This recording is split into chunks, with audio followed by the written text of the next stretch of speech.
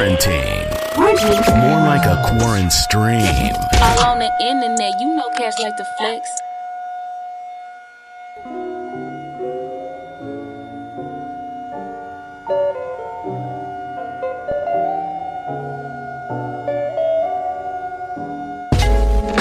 I feel like I owe you a song. You've been riding with me for years, sorry it took me so long. But when I met you, I didn't understand what we had. But girl, forgive me, I was young, I couldn't comprehend. Now I recognize what manifested between us. You've always had my back when I had no one to trust. And the mother girls, but they never.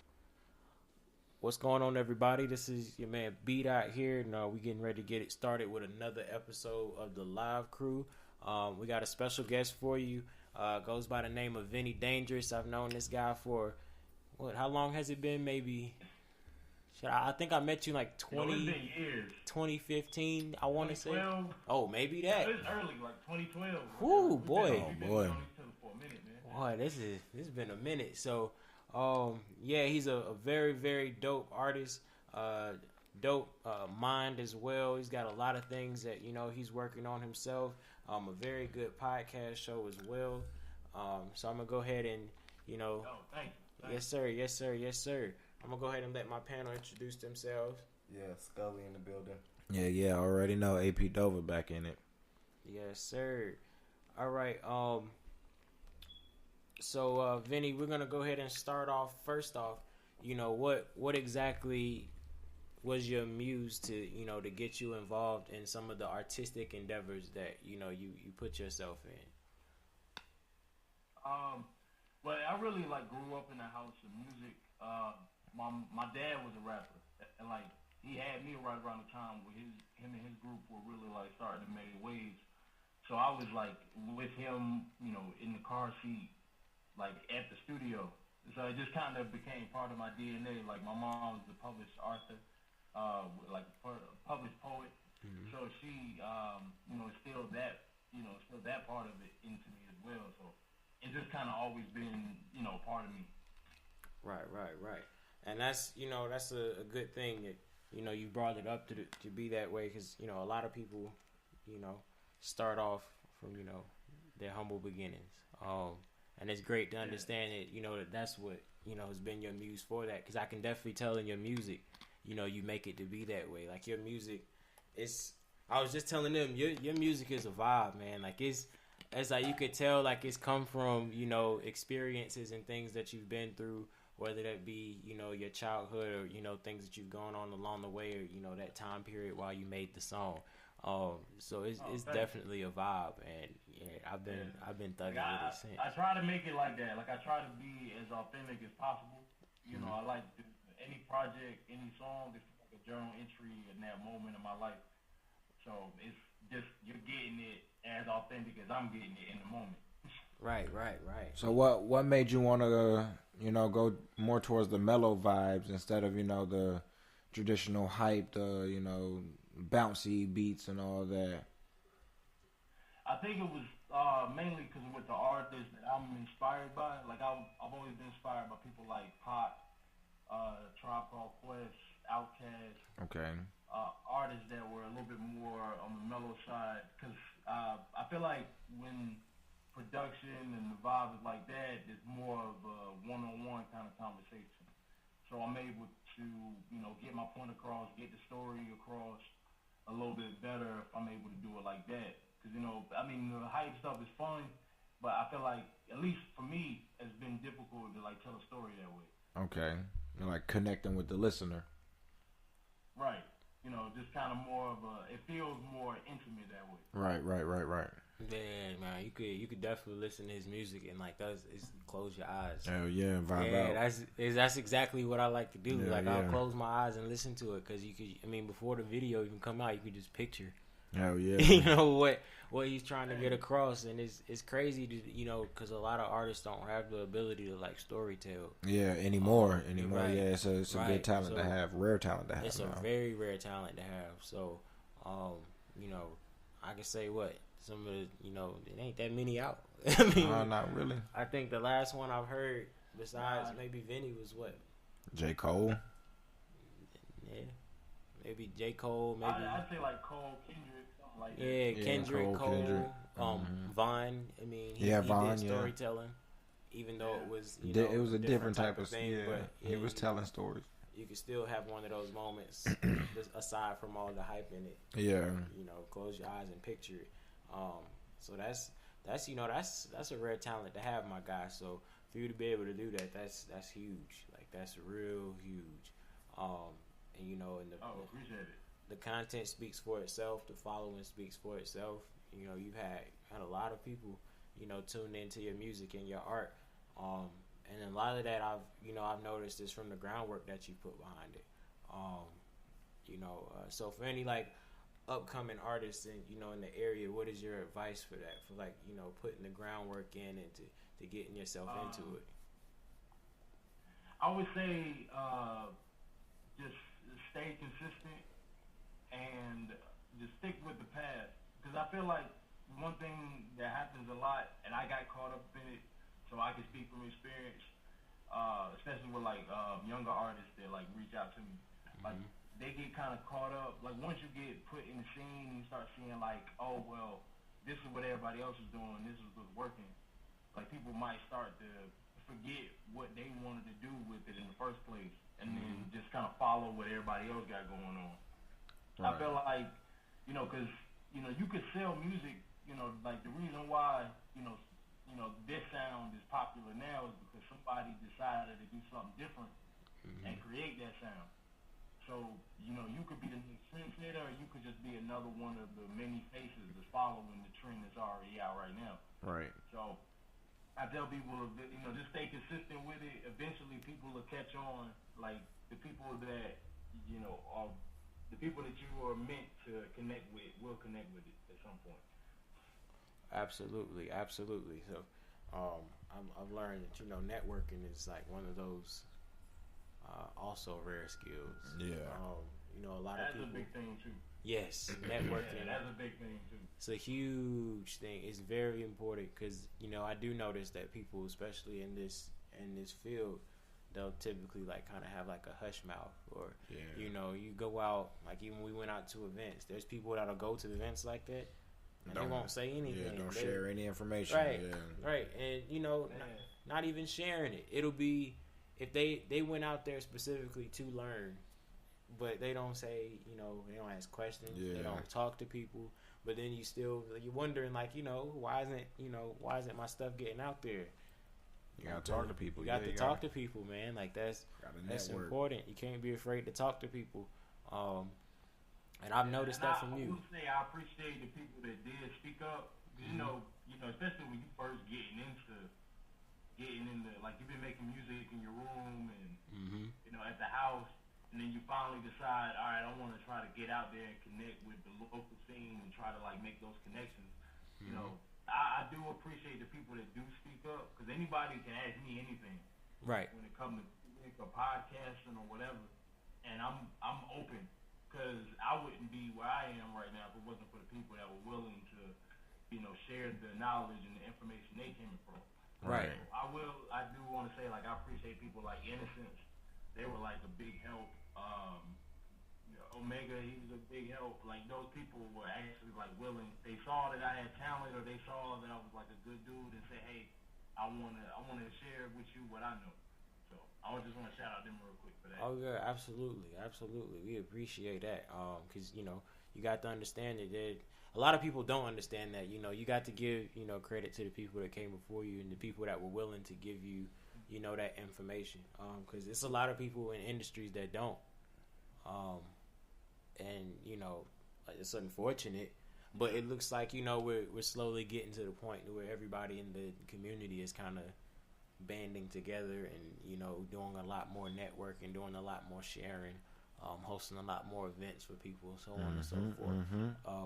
And I feel like that was a product, honestly, of this whole quarantine situation. Yeah. So a lot of people had time to figure out what they wanted to do and how they wanted to do it, and now they had nothing but time to do it. Yep. So I mean, you're just like, what, let's see how this goes, and people are giving this stuff an opportunity. So as far as your podcasting, how long have you been doing the podcasting now? Man, I've been doing it for about 4 years now. 4.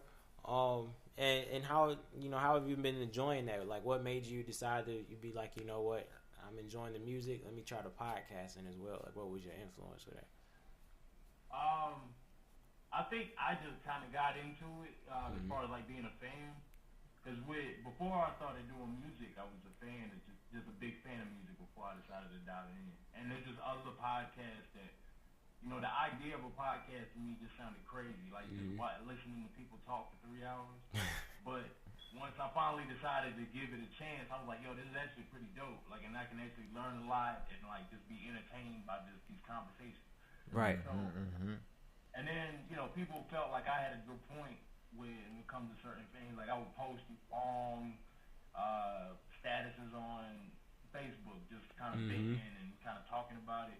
And people liked the way I put it together. So somebody like reached out to me and said, "Hey man, you should probably start a podcast. Like we kind of want to hear. I mean, you could only do but so much on Twitter or Facebook and Instagram. Right. Like people actually like, oh, I want to hear like more of what you got to say because it felt like you know got a good head on your shoulders and like a good grasp on what's going on. And you can articulate yourself pretty well. So I just decided to start that, and it's kind of like the rest is history after that." Oh yeah, man, Nice, that's nice. This podcasting is a great thing, man. I'm gonna tell you that right now. We've been enjoying it for the most part while we've been doing it. I mean, because it's literally just like a freelance platform. You can literally it's whatever for the day. Like if you feel like talking about trucks, I mean, shit, podcast about trucks. Hell yeah. And people will come and listen to it. Like that's the crazy thing. You're gonna have a whole group of people that's like, I want to talk about trucks today. Right. Like, Go listen to a truck podcast. like let's tune into a truck podcast. When you make your podcast, is it like basically based around music, or is it just like politics and stuff like that to a race? So in the beginning, it was like more of everything. Like I kind of just whatever was happening in the news, what was ever in the zeitgeist at the time, like I decided to talk about that. But I kind of stick more to like music, hip hop specifically, like related topics. Yeah. Just because I feel like, you know, that is what I'm more passionate about. I try to do politics, and I got to like maybe my 3rd episode to realize I don't give a fuck about politics. So I was just like, oh, okay, I'm not even gonna touch that no more. Yeah. Like unless it's relevant to hip hop or something like that, I pretty much stay away from it. Yeah, that's a bet. And politics can be a touchy subject for some people. A lot of people aren't ready for some of the views that, you know, some people with cultivated minds have towards the politics. Yeah.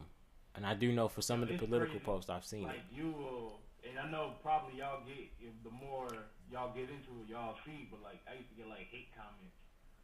Yeah. Like, talked on. I did an episode about Trump, and like all of the MAGA boys was coming out.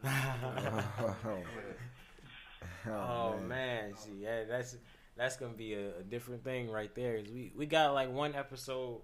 I was telling him not too long ago. We got one episode that I tried to get uploaded to iTunes, and they did like a content check on it. And they sent it back. They gave us permission to post it. However, on their condition, they got rid of some of the content that they did not agree with being on iTunes. So at that moment, that's half the podcast. So I was like, nah, I'm good. Damn. Yeah, I was like, I'm good. Don't even worry about it. Like, because, you know, we have episodes where we talk about socially conscious situations. And racially fueled situations. So I guess they were just like, nah, that's a little too much. Oh yeah, I've had the same issue with YouTube. Oh man, And what I say, they'll demonetize it if I'm speaking on race relations or something like that. it's crazy. It's crazy. It should not be that way. You know, you're supposed to be able to have creative freedom with this shit. But you know, it is what it is. So as far as, you know, your podcast is concerned, do you plan on keeping it as a podcast? Would you, if you had the opportunity to make it like a radio show and have it on a radio station, would you think about doing that? I don't know about radio just because, you know, censorship. We were just talking about censorship. Right. There's real censor there. Yeah. I like to cuss. If I'm getting real, a lot of times I don't even have like a script. I just got like bullet points. And I just kind of go in after that. Yeah. Right. So I don't want them to be. You can't say this. You can't talk about that. Like I know it's censored online, but it's heavily censored in radio. But I would love to get into things like different media. Mm-hmm. One person that I admire, like the way they made their transition from music to podcasting or music to media, is Joe Budden. Oh yeah. Oh yeah.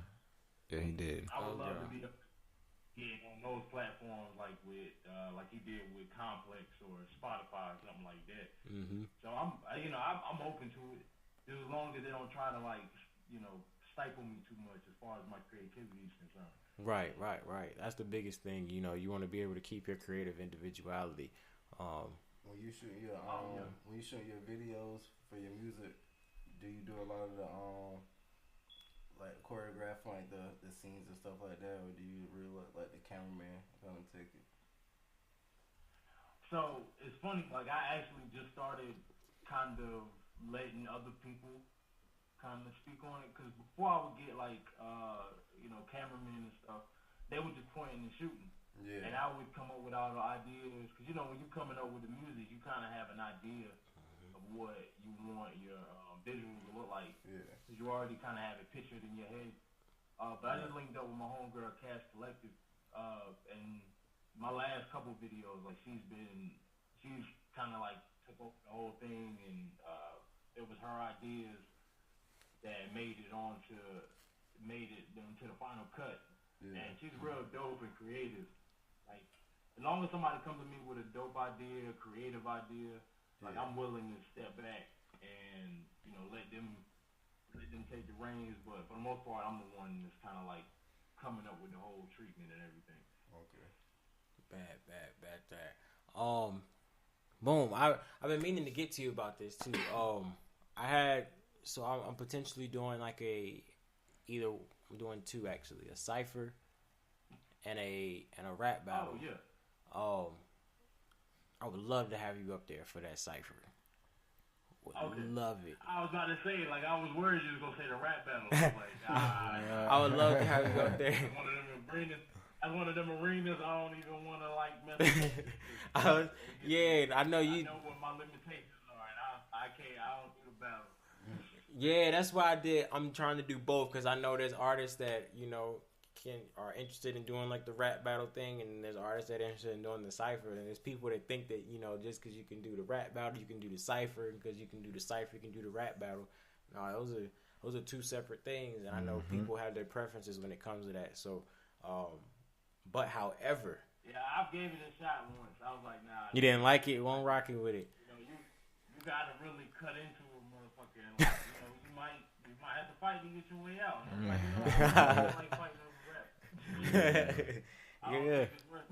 Yeah, some of that shit does go out there. Absolutely, yeah. We're gonna have to get you out here. I'm gonna try to do it to where we link different cities or major cities in the music industry. So of course I want to have North Carolina. I'm working on getting Atlanta out here. Working on getting some people from Queens and New York. Working on getting some people from Jersey to pop up. So it's gonna be like a big cipher. And I'll work on getting DJs from each city to represent those artists that come from that city to do their beats and everything. So I just felt like that would be pretty cool, and I definitely had to have you up there for that cipher, because I just know it's gonna be one. I'm down, bro. Just let me know. I'm there. Yes, sir. That's gonna be one for the books right there. So as far as like the albums is concerned, do you have an album that you're working on dropping, or? I just released the EP with my boy Tracy. We just kind of was fooling around during the quarantine, because it's like, we've been talking about doing a joint project for a while. We just like, fuck it, we just gonna pass tracks around. Right. So we just released that back in September, called the Stimulus Package. But I also do have a collab album with my boy John Scorsese. He's doing all the production. Like, so I'm like, I like the idea of like working with just one exclusive producer, and like me and Jerm been talking about working together for years, and we finally sat down and did it. It's gonna be dope. It's funny y'all talking about the mellow stuff because this is a little bit more energy. We're going a little bit more futuristic, industrial sound for it. So right. it's gonna be something different. Like it's definitely gonna be different than anything else that I've done before. Oh yeah, I'm gonna have to be coming out sometime next year. We're trying to get the first single drop by the first of the year. Oh yeah, I'm gonna have to take a listen into that. Go ahead and start the new year off with some of that right there. So are those your only 2 projects you have out right now, or you got more work out? Oh yeah, I got as far as like official releases, I got Yes I Am a Dreamer. That came out in 2016. Is that a single or is that a full project? Oh, that's everywhere, like Spotify, full Apple project. Okay. Yep. Like it's on like all platforms. Same with my latest project, Dream to Escape Hell. That came out 2018. That's also streaming like everywhere. So yeah, those are especially Dream to Escape Hell. That's my favorite. As far as before this project that I'm working on now is like the best work that I've ever put together. Okay. You do a lot of writing, or you like punch in and stuff like that? I do a lot of writing. I feel like, especially with the music, I try to put together. Like I really do need to sit down and like put it together. Yeah. I'm old school too. Like I like sitting down with the notepad and really like crafting it. You know, I got sheets of paper just thrown all over the place. Just like tearing them out, starting all over. Like I kind of like it that way. I like it better that way. Yeah. So, as far as like the music scene or the local music scene in the Fayetteville area, what's that like for the for the people listening that aren't in that area? Honestly, it's coming up a lot. Like for a long time, especially just because there wasn't a lot of money and a lot of traffic coming through Fayetteville. As far as like art is concerned, like it was real dry. Part of the reason why I ended up coming to Durham and Raleigh was because there wasn't much to the music scene in Fayetteville. But it's been like lately a lot more artists. My boy Sky Red, my homegirl Kai, Carolina Dreams. There's a bunch of different people are starting to come up, and like the scene is really starting to turn around. So I'm hoping to do more shows out there once the pandemic and stuff is over. Like one of my last shows was in Fayetteville before everything got shut down. I know you had fun out that way. Things are back to normal. Like we can finally like get back to building it back up the way it was coming up. Oh yeah, fingers crossed. Yes sir, yes sir. It's good to see it. It's good to see that it's coming up the way that it is. Really like all the cities in the North Carolina area. It's beautiful. Oh yeah. Yeah, North Carolina as a whole for the entertainment industry is really kind of it's pushing itself out there. You're starting to get a lot of attention on this area. We had just talked about that in the first interview. This is crazy to see it. It's crazy because it kind of all happened just out of nowhere, and then all this shit just blew up. Like North Carolina definitely next up. Oh like, yeah. People like the Baby and Cole have been holding it down, and just like more and more artists starting to get a lot more looks. Like it's definitely something big is about to come through here. Oh yeah. Like it's just bubbling up, but it's getting there. It's gonna be like next Atlanta. It feels like. Oh, yeah. I mean, and it very well could get there. I mean, because hey, listen, all I know is people is making moves out here. Oh yeah. And that's all the way through and through. It don't matter what industry it is, but it's in the entertainment industry, so they're all making moves. It's a great thing to see. It's definitely a great thing to see. Because a lot of people felt like North Carolina was one of those places on the map that was kind of just like it like it's not much going on out there. You're gonna get those occasional music artists coming from major cities like New York, or you got people coming, of course, from Atlanta, and you've got Florida that put themselves on the map not too long ago. But then they would just always have North Carolina in the back burner. But now Not anymore. Not anymore. Not anymore. Mm-hmm. Oh yeah. North Carolina said, "Fuck that. We got something for y'all niggas. Watch." Mm-hmm. Like, Man, it just took. We just needed a few people to break through. that's all it was. Just like people like Ninth was starting to get looks. Oh yeah. Little brother. Yes, sir. Petey Pablo back in the early 2000s. Like it's a trickle effect. Now we're starting to see like more and more eyes is being drawn to the state, and it's beautiful.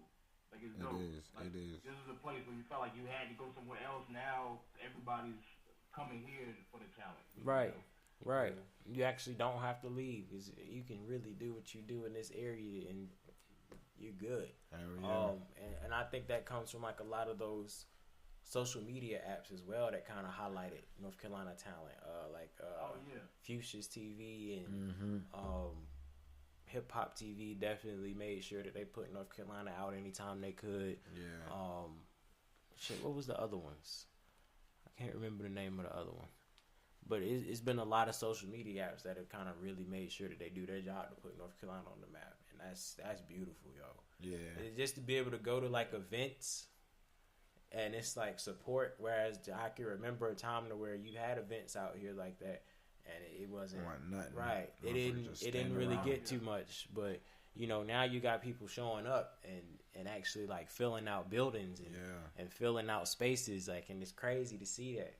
It really is. So. The future's bright for North Carolina entertainment as a whole. Oh, yeah. And it's because it's talented people here, man. It's so much talent. Yeah. So much talent in this city, in this state as a whole. So much. And it's crazy how much it is. You could literally, like, Google that shit, and you'd be looking for days. Like, oh, yeah. Like, it's so that, like, because we've always had the talent. We've produced stars before. So it's not like Carolina just started getting talented all of a sudden. But like now people finally starting to get the recognition they deserve. Right. Whether it's me or whether it's like, the homies here in Raleigh or Durham or in Fayetteville or Charlotte. Like it's just dope to see like the people next to you getting the same love that people in New York or Atlanta get. Right. Or Cali get. Right. It's good to see that. I mean, because then it makes you feel as somebody that maybe just starting out, like, oh shit. Okay, I might have a chance to do it. I might have an opportunity because at one point I do know that we didn't have too many opportunities like that. Whereas you got somebody coming from those major cities where they see that's an everyday thing. Like, Atlanta's used to that shit. Like they expect you to. It's like they damn near expect you to be in the music field when you're coming out of there. But so they've got those people to look up to, like all those artists. Like, I went to school with him, went to church with him, stayed at his house, this time ago. Yeah, I know him like that. But they didn't, it wasn't really like that as much in NC. Yeah. But now, like we said, now it is, and it's good to see that because it's it's really influencing the youth. Oh yeah.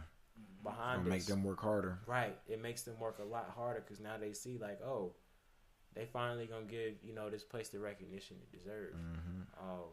And that's, like we said, that's a beautiful thing to see.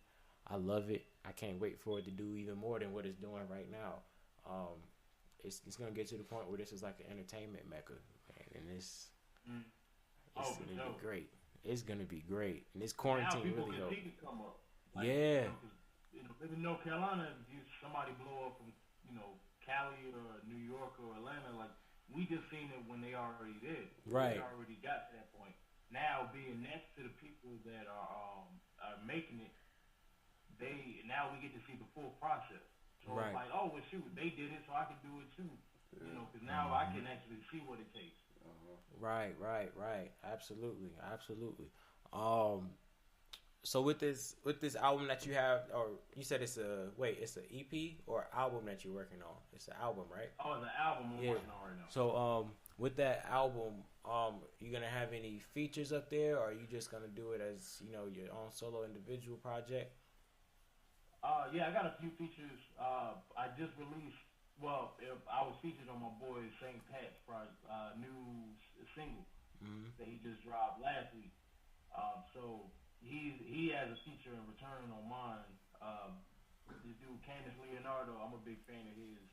He came through. He's actually on the first single that we're trying to get the video and everything shot for to drop at the beginning of the year. And I actually got my pops. Like he's the third feature on there. Word? Nice. Yeah, he's on the final track of the joint. Like we actually just finished recording that yesterday. Wow. I bet you guys enjoyed that process right there. That had to be great. Oh yeah. Like I always try to get my dad on like any project I got going on. Like on my last 2 joints he's on there. My last 2 albums he's on there. Oh yeah, I know you had to enjoy that. That had to be like a great moment. So right now that you mentioned your pops rapping, at this moment, I think you know what's coming. Who would you say right now, lyrically, is the best between the two of you? See, yeah, you're gonna throw me under the bus.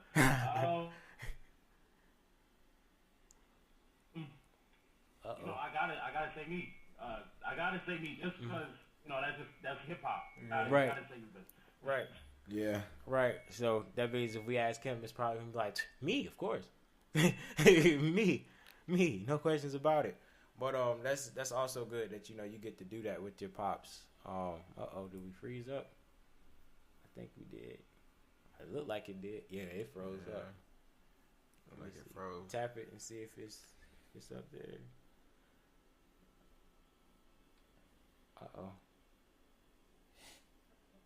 They done caught him with this smile.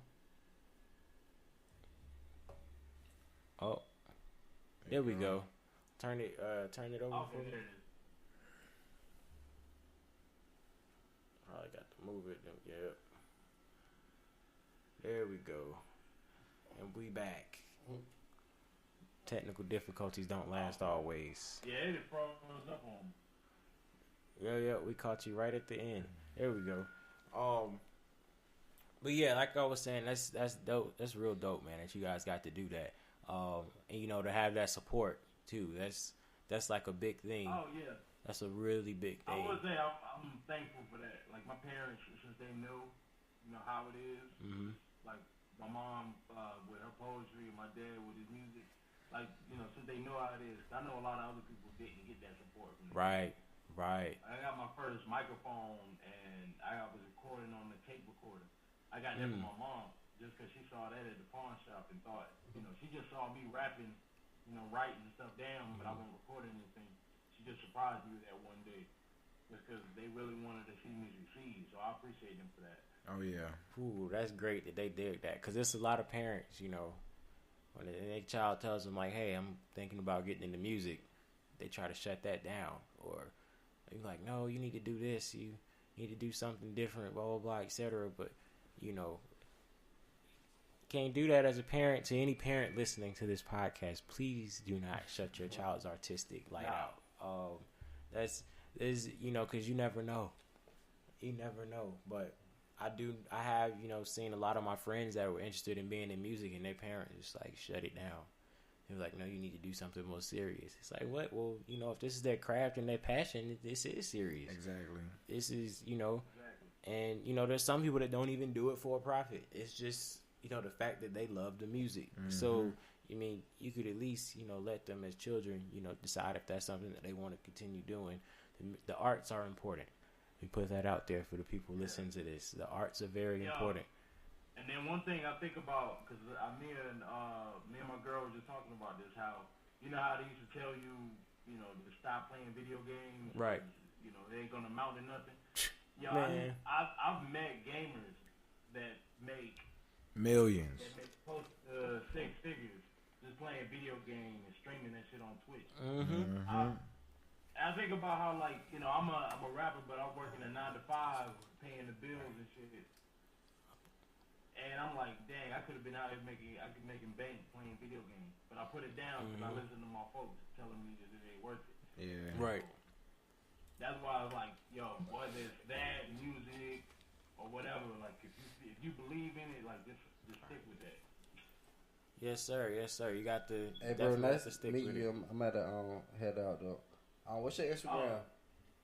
My Instagram? Yeah. It's Vinnie Dangerous, all one word. So VINNIE and Dangerous.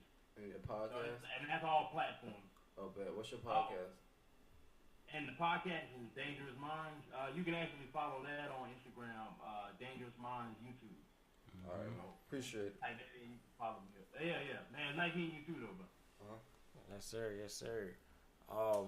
But yeah, this is great, man. This is, like I said, this is great that the arts is, you know, becoming like a thing, and people are starting to give it, you know, more seriousness and more attention. Because, like I said, there was a time where they didn't. Like, I mean, thankfully, like my mom's, she was into the arts a little bit. My dad was into it as well. So when I said I wanted to get into music, like playing piano and doing instruments and shit, they were. They backed it. Yeah, you know they backed it up. They backed it up. We need that. We need that 100%. They do. Because there was a time, you know, where as kids, you know, we were into music, but you would kind of be like, man, nah, they probably think some type of way if they saw me doing this, right? Or something like that. So it's good to have, you know, that support system to let you know, like, no, that's okay to do. Like, it's music. Enjoy yourself, you know, and, you know, music. Some people do music for more than, you know, just doing it. That's an outlet for a lot of people. Especially, you know, when you have people that have dealt with a lot in their childhood or so on and so forth, and they don't necessarily have anybody to, I would say, anybody to confide in when it comes to those problems that they face. So that music gives them an escape from it. Yeah. And that, you know, that keeps you grounded. 'Cause I do know a few artists like that. Where they're like, man, if it wasn't for music. Oh yeah, I can speak to that. Oh like yeah.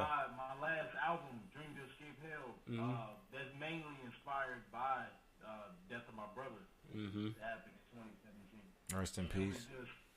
If it wasn't for me, like making that music and trying to use that outlet as a way to, you know, try to heal and also just try to make sense of it. You know, like everything just felt like the whole world just didn't make sense. The whole world was upside down. And like that album is what got me through that, and music definitely helped me get through moments like that in my life. So I don't know where I'd be. I don't even know if I'd be here if it wasn't for music. Oh yeah, I can totally agree with that. Listen, I can totally agree with that. It's crazy because how much I can agree with it.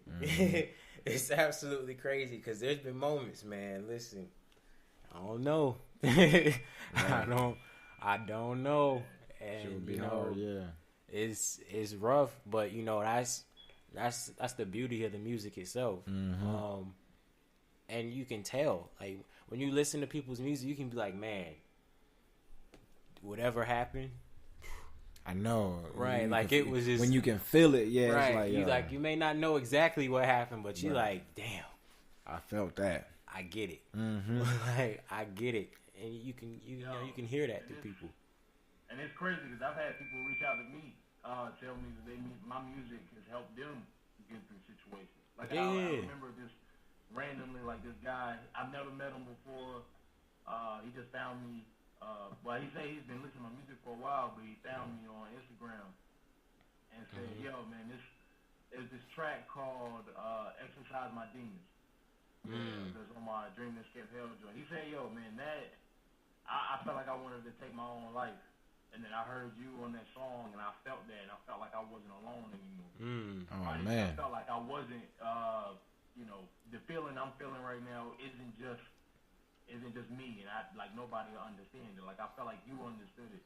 At least I was able to relate to you, and I thought that was dope. Like it's just moments like that. It was in moments where like it can get a little frustrating trying to make headway, or you feel like you're stagnated.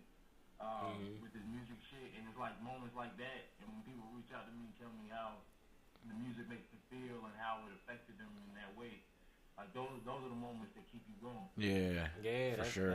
That's what you're doing it for. Like that right there lets you know, like, okay, I'm doing the right thing. But then it also, you know, it takes a caliber of artist to do that, and you know that speaks volumes for the type of music that you put out and the ability that you have. Because it's not going to be every artist that can do that. It's not going to be every artist that has the ability to do that. So that just lets you know, for the people that's listening, you might want to tune in to my man's here, because that's a powerful thing. to be able to influence somebody in that manner. Because depression right there, or when you're feeling suicidal or things like that, that's a deep, deep, deep, deep, dark place. And and I know you can attest to it with the loss of your brother. Because I was the same way with the loss of my sister. That's a place that you're just like, man, it's hard. You don't see, really can't see an outlet. And that's the scary part. That's what makes it dangerous. That's what makes depression so dangerous, because your rationality is just fucked up. You're not thinking logically. You're soaking in it, and then you don't see any way out. When literally the way out is to just move forward. Yeah. But as easy as it sounds now, dealing with it, it's different. It's a whole different story. It's dealing with it. A whole different story. And for somebody to make a song to be able to carry somebody out of that, it's beautiful, man. It's great, man. Because there's people that no matter what you say to them physically, and you're standing right in front of them, or nothing you do, or nothing that you bring to them, it'll bring them out. So for you to be able to make a song to bring somebody out, and they may not even know you personally, but for them to be able to relate to that, that's special. That's real special. I told him I felt touched by that, because I'm just, when I'm writing in the moment, I'm just speaking about my experiences, not really thinking about it possibly affecting somebody in that way. Right. It really does. It humbles you. In a way, like it's like, wow. If I decided I didn't want to write that song, you might have. I mean, you basically are telling me, like, if I didn't write that song, you would have took your life. Right. And like I'm thankful that I was able to be there for you in that moment, even if it was indirectly. Right. I mean, there's been times where it's like this music could just change your mood.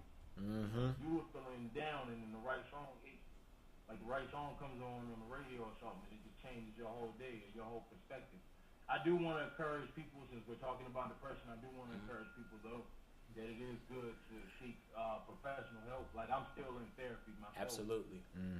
I've been going for the last 2 years, and it's helped me a lot. Like, it's helped me with my brother. It's helped me with some other things that I did not know was affecting me, that happened growing up, that really did shape my life, and could have set me down the wrong path. But being able to make sense of those thoughts with a professional is very important.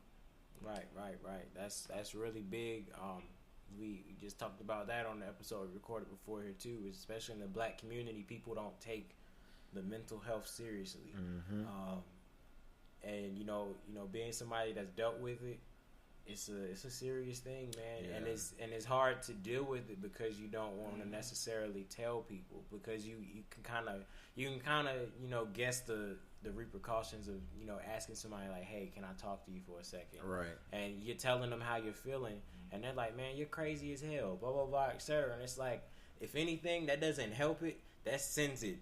It just spirals. And I've dealt with that personally myself. Yeah, so, and I know you can understand where I'm coming from with that as a whole, because that's a rough thing, especially like if it's somebody that you trusted. Oh yeah. And they tell you like, hey, this is what it is. If you need to talk to me, I can. And then you tell them, and they chastise you for feeling the way that you're feeling. And it really, unfortunately, happens. It happens in our community a lot. And especially being a Black male, being a male definitely makes it even worse, because as women, they can kind of let it out and express themselves. They express themselves a little better when it comes to that. But as men, especially Black men, we're taught to be firm, stand strong, man the fuck up. Right. Let that shit go, push it under the rug. I remember people around me was trying to tell me that, like, a man has no use for emotion. Right. So I would always try to push it down. Like, I would try to, in those tough times, it was just kind of like, suck it up, because you still got work to do. And that's not healthy. Nah, it's not. You can try to like push it off to the side, but it's like slowly and eating at you. And then like something big happens, a tragedy happens, or something like that, and It all you're not comes. equipped to handle that because you've been so like suppressing your emotions. And because it's expected, like I know, especially black men, like it's expected for us to, be able to just take that shit and deal with it. Like just take that shit and just keep moving. But sometimes, you need to let it out before you can move forward. You got to, because if you don't, it's going to lead to what I feel like everybody, especially that's dealt with depression, it leads to that meltdown. You always run into that one. I think I've had maybe like 2 or 3 meltdowns in my life to where it was just like, yo, and I couldn't even control it. Yeah. It just, I didn't know what to do with it. It just happened. Like, it just came out of nowhere. Shit was crazy. I was literally enjoying myself right before I got back home.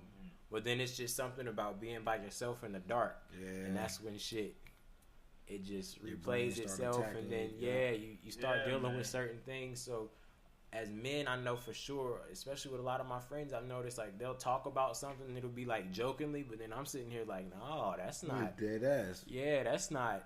No, you shouldn't be joking about that. You need to let that out. Yeah, you got to handle it. So, all the black males that are listening, like, please, like, express yourself. Let things out. It's okay to do it, even if you do it by yourself. Yeah, It's just let it out. Just talk to yourself, meditate, do what you got to do. I'm big on meditation.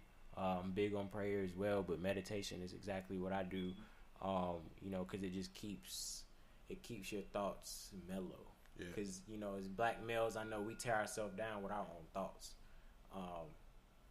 Because we're getting attacked from all angles.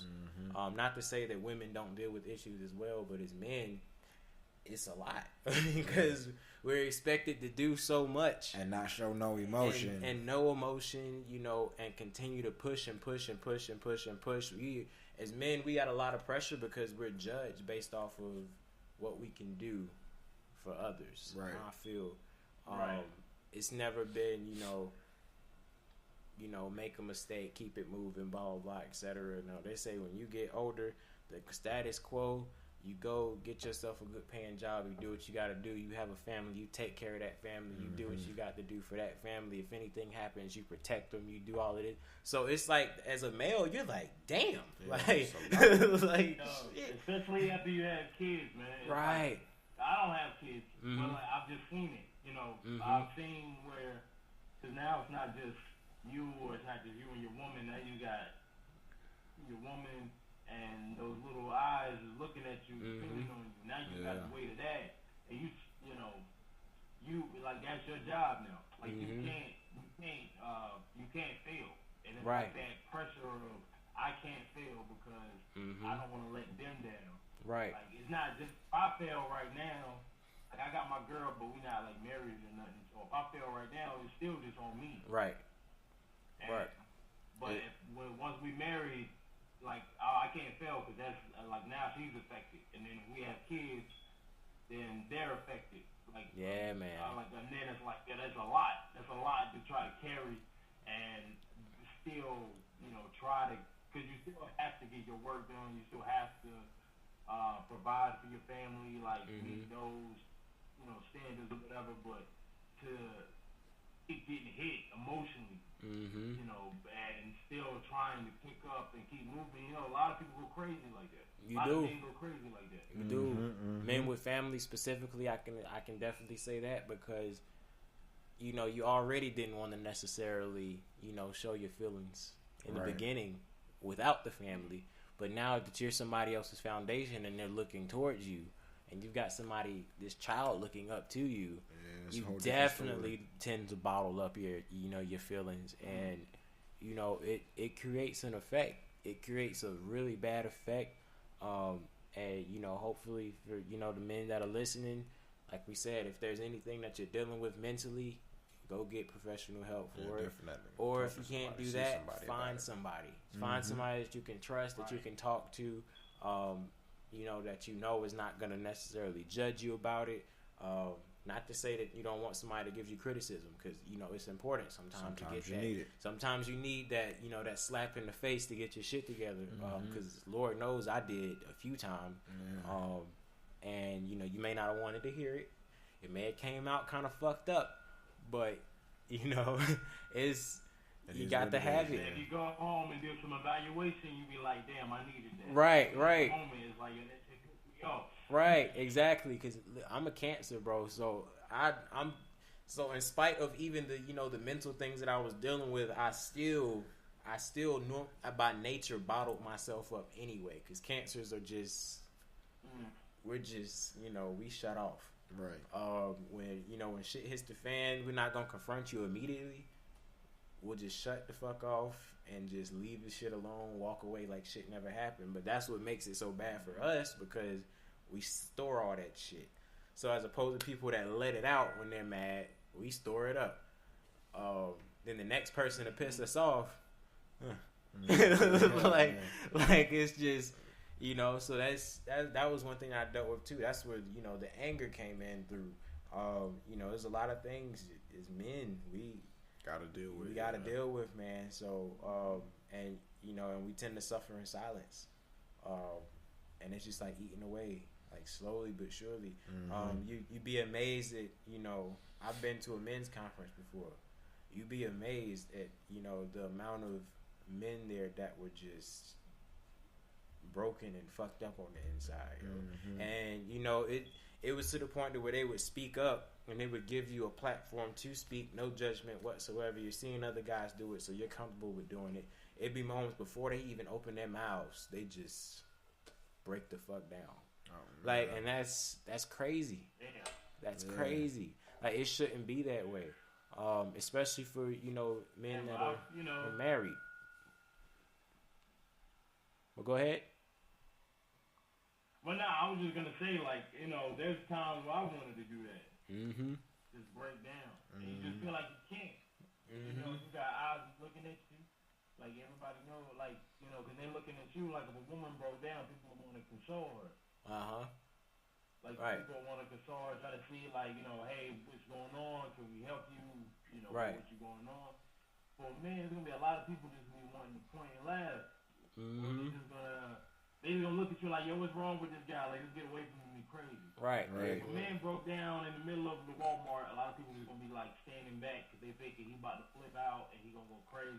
Nobody's gonna be thinking this guy needs help. Somebody get him some help. Right. He could have been breaking down because he's in there and he probably had a situation. He's looking for something for his children and he can't get it. Right. I mean, so, and it's just something as simple as that. Like, simple shit can lead to, you know, those breakdowns. And like I said, shout out, by the way, you know, for as far as fathers are concerned, and shout out to my boy Trey.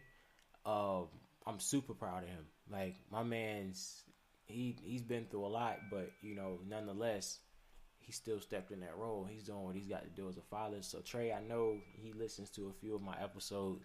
I'm really, really proud of you. I know Vinny, you know him personally as well. Shout out to Trey, man. Yes, sir. We just talked not too long ago about, you know, about what he got going on, and I'm proud of him for taking the next step. Yeah, absolutely, because, you know, he dealt with some, you know, some things, but he didn't let that get in the way of him doing what he had to do. Especially having like a daughter, man. That's my fear. Having a girl. I am terrified to have a daughter, man. Because that's just like a whole nother. That's just, as far as being a father, that's a whole nother thing you got to deal with out there. It's some crazy people in this world. So having a daughter, there's a whole other list of things you got to protect her from, as opposed to, you know, having your son. And that's not to be like, you know, any type of way about it. It's just the truth. It is what it is. It's different having a daughter looking up to you as opposed to a son, because now you've got to show her exactly what she needs to look for when she gets older and a man. And that's you got to be careful with that, because she can see, depending on how you treating her mother, depending on how you treating, you know, other people around you, she's gonna be like, okay, that's what I need to look for when I, you know, look for another man, so on and so forth. And, you know, that's a lot of pressure. that's a lot of pressure. You got to set the bar high for, you know, your daughters, and you know, Trey is doing that. So I'm definitely proud of him. So shout out to you for that, because that's a girl dads. But speaking of daughters, I've had this conversation with my girl now. Like, I actually kind of like the idea of having a daughter more. Mm-hmm. Right. Just because, kind of like just being able to set that example. Like, it's pressure, but it's kind of nice pressure. Mm-hmm. Like, you can kind of, like, I feel like I'm a decent dude.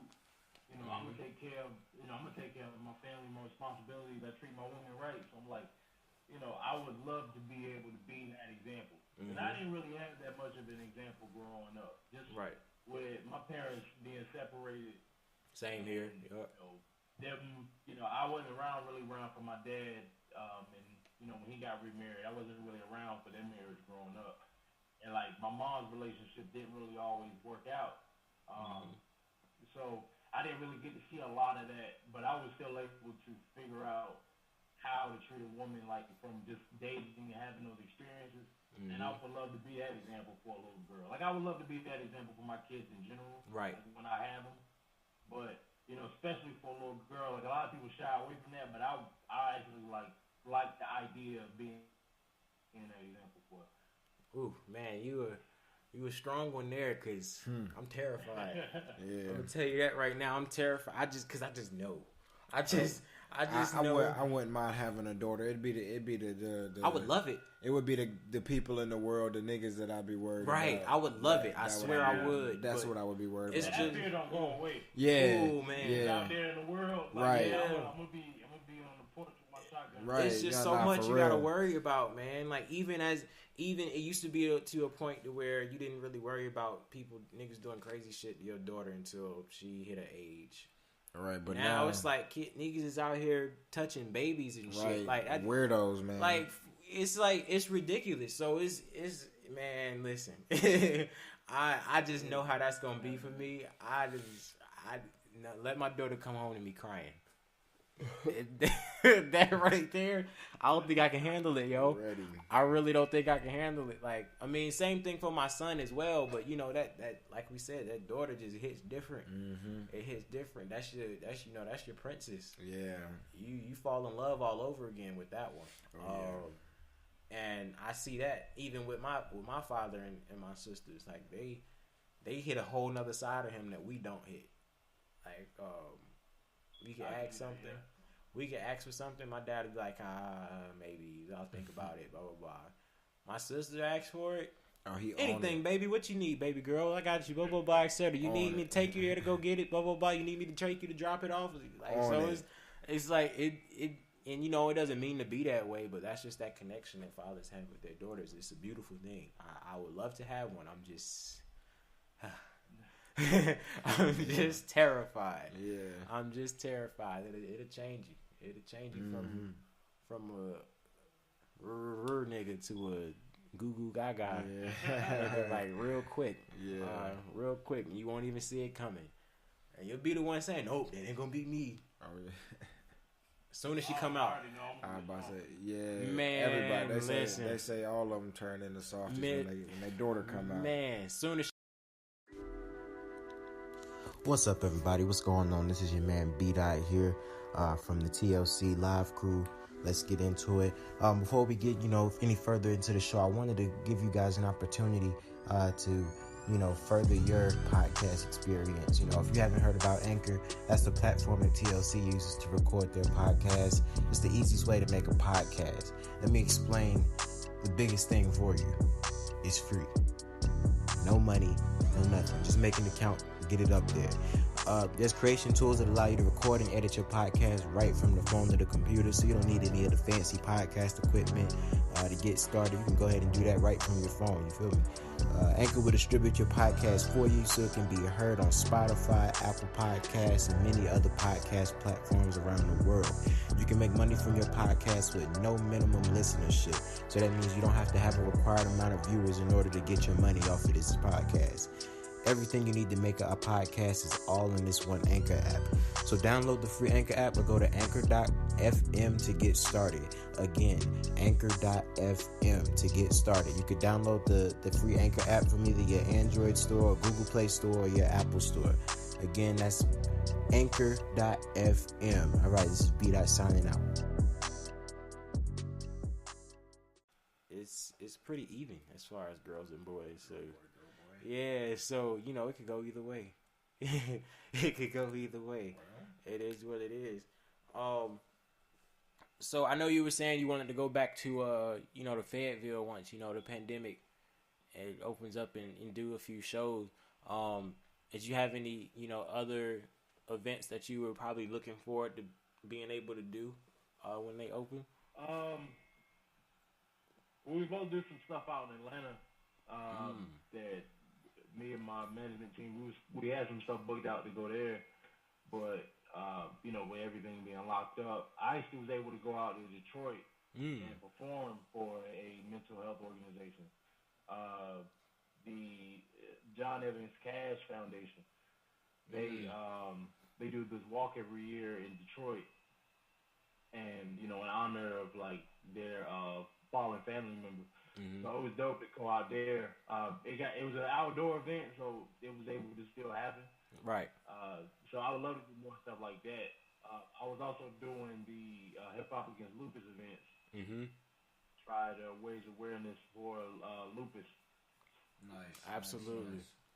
Absolutely. And that wasn't we were working on getting it done, but it didn't happen. Because it was supposed to happen in May. Of course, we were shut down. Yeah, we were down. Looking like we're shutting down again. It's looking like it's happening. I mean, I feel like it's necessary. It is. Yeah, unfortunately, I feel like it is necessary. It is. Cases are going like crazy. Just to get a little 6 weeks, as long as they take care of us, like as long as the government say, y'all stay in the house and we'll pay for y'all. I think that's the missing part is that they have the money, they have the resources to take care of the people for that period of time to get us locked in. If they do that, then I have no problem with staying home for that month and some change. Right. I was just telling him this is staying home is perfect for people that are artists and in the industries because now we man, that's what we wanted. We wanted time to sit here and do this all day. You know how much I would get done. Exactly. Listen. Too much work they don't want to see that happen. They don't want to see that happen because it'll be content after content after content after content after content. But yeah, going back to the mental health, I would definitely love to work with you on a cause for mental health because I am definitely an advocate of it. Especially somebody that's gone through some of it as well. I think especially for the black man, like I said, that's been like my thing. Because we don't have too many outlets for it.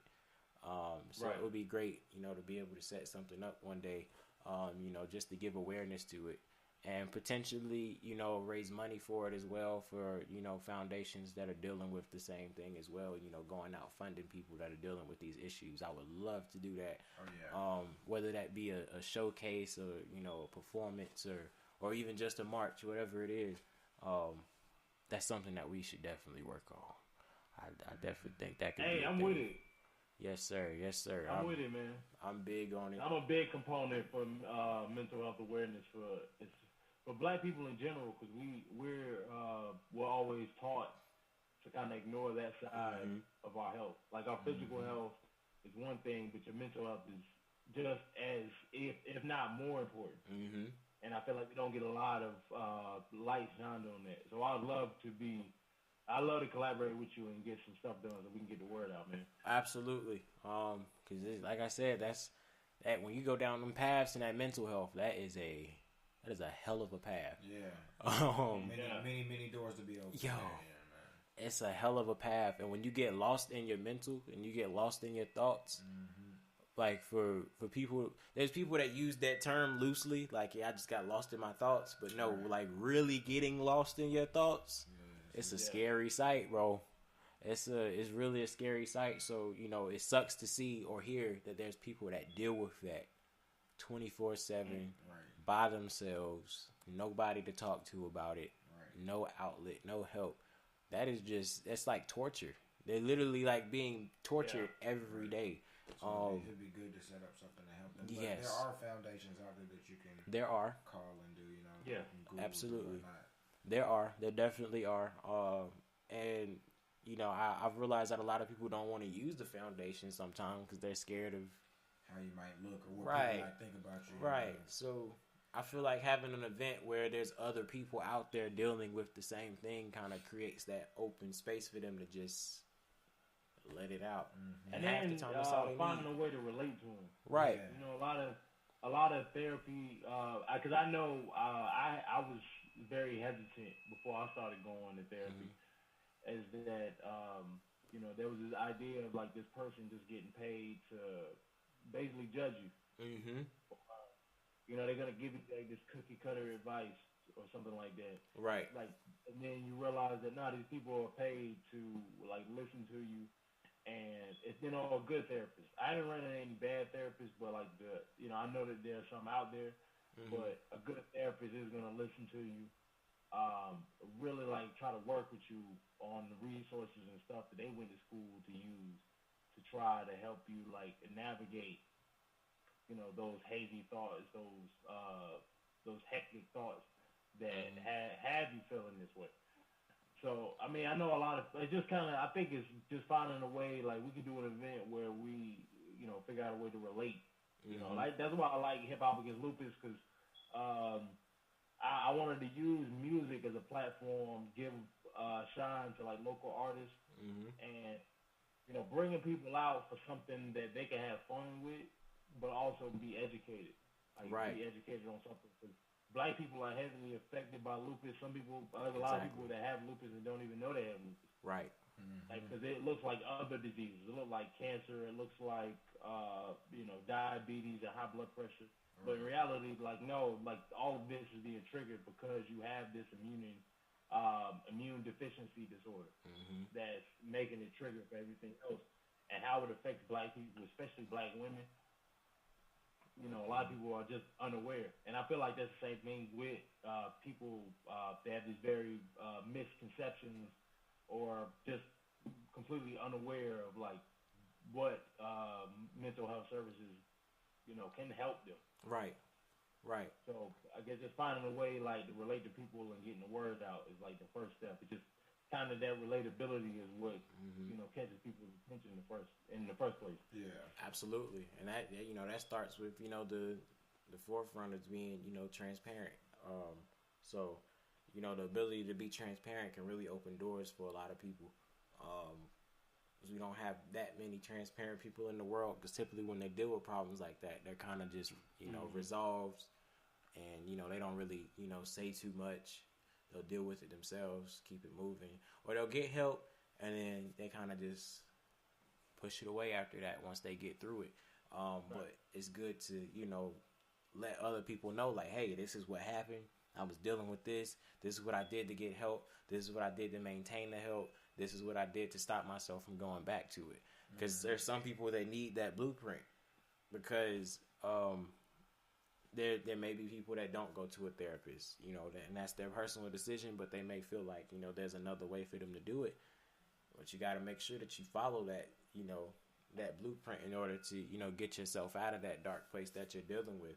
Because there's no way you cannot deal with that by yourself. No. And no matter what, for people listening, do not deal with it by yourself. Even if you feel like you can deal with it by yourself, you cannot. I promise you. I tried. You can't do it by yourself.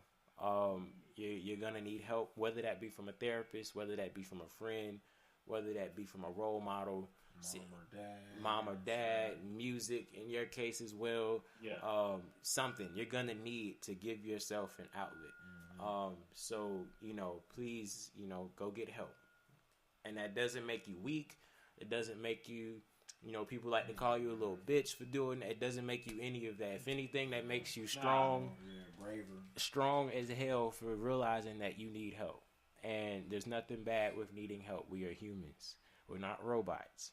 So, please, like, go, just, take the necessary steps to get help. You can do it. There's plenty of, foundations where you can do it privately. Mm-hmm. If I'm not mistaken, there's a lot to where you can do it anonymously and privately, and people will help you, and you will get, the help that you need, and they don't have to know who you are. But at least you're going, somewhere that somebody's giving you that information that you need to deal with these things. Because it's too many of our kind in the black community, especially. And I feel like it doesn't get talked about a lot either, but especially in the black community, we have a lot that are, man. We deal with a lot, and granted, we do have, they say we got the black on black violence. Of course, that's whatever. Yeah, that we not gonna talk about it's that, racist. but there's a lot of suicides in our community. Mm-hmm. It's just being black in America, man. That's a pressure alone, and that's male or female. It's just like the fact that you get normal societal pressures on you, and you just have to deal with the fact that like you just be driving on the street one day and a cop decides that they want to fuck with you just because you're black. You have nothing going on. I've been pulled over by the police. I feel like police talking shit to me just because. Like they can. Like my tags are up to date. I ain't got no record.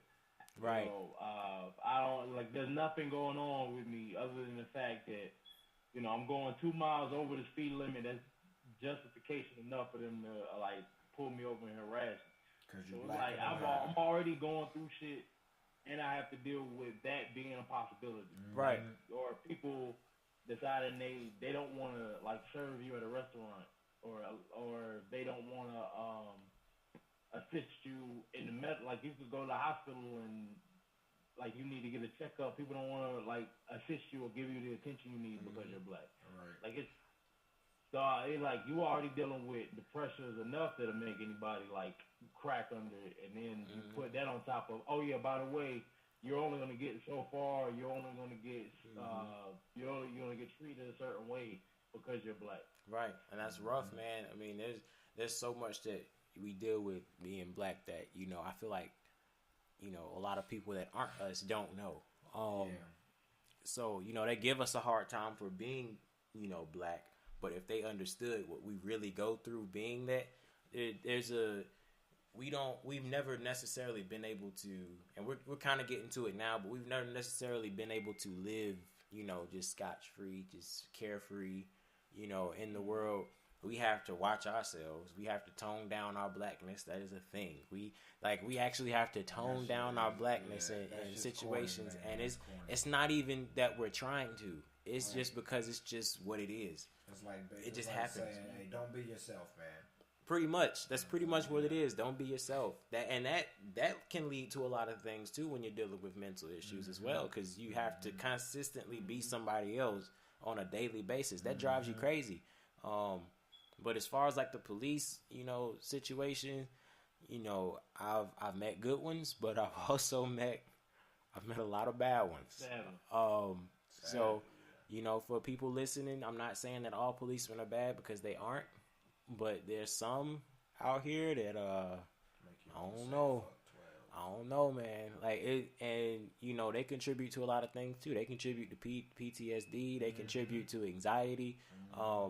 There should be no reason for whenever a black person is in their car and they see police lights, their heart drop. Right. They get nervous every single time. Right. Like, and it shouldn't be that. And you may not even be the one getting pulled over. It's just the fact of seeing the lights. You're just like shit.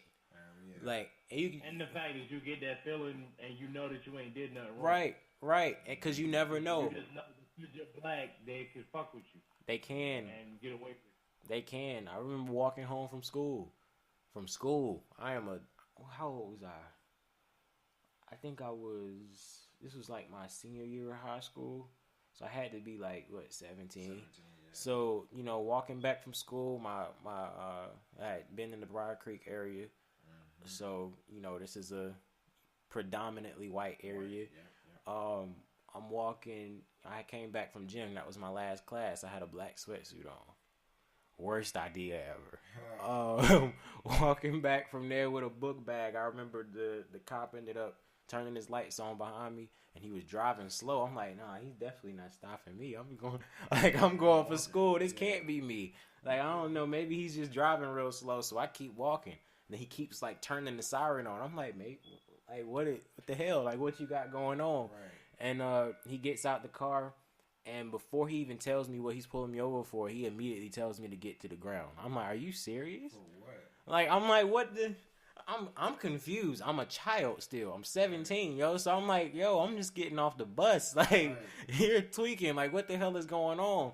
So, yeah. So I'm talking about I need to see who I was staying with at the time. I was like, can I call them and have them come out, sort out whatever's going on? He literally told me to shut the fuck up and get on the ground. That was it.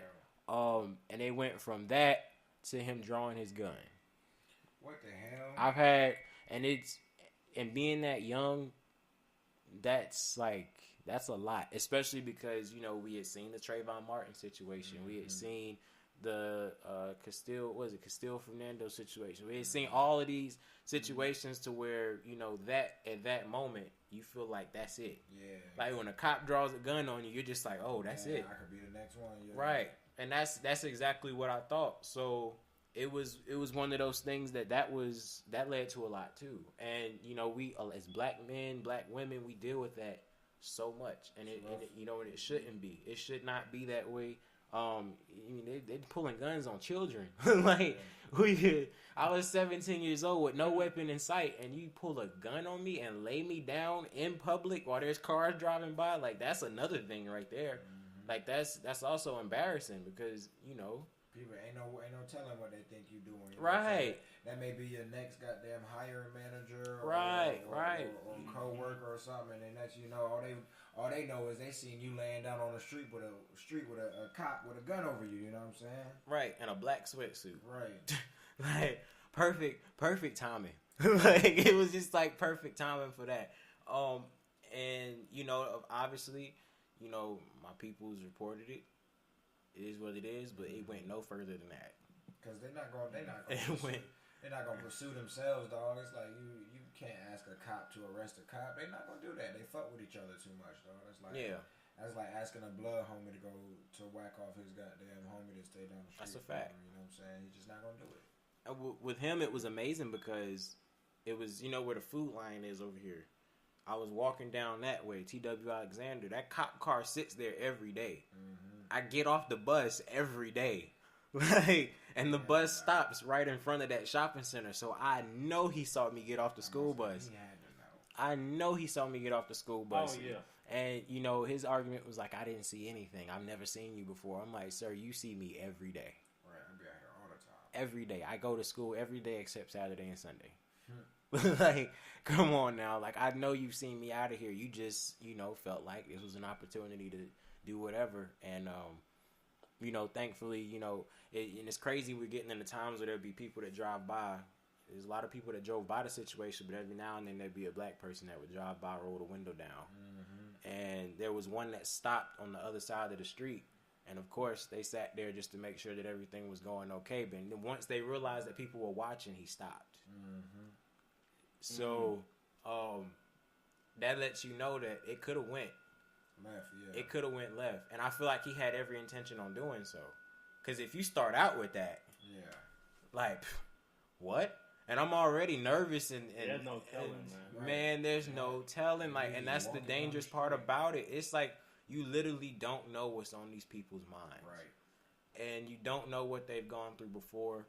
And again, that comes down to mental health. They should be doing mental screenings on some of these police officers. It need to take longer than 2 months. Yeah. To be a cop, it need to take longer than that, bro.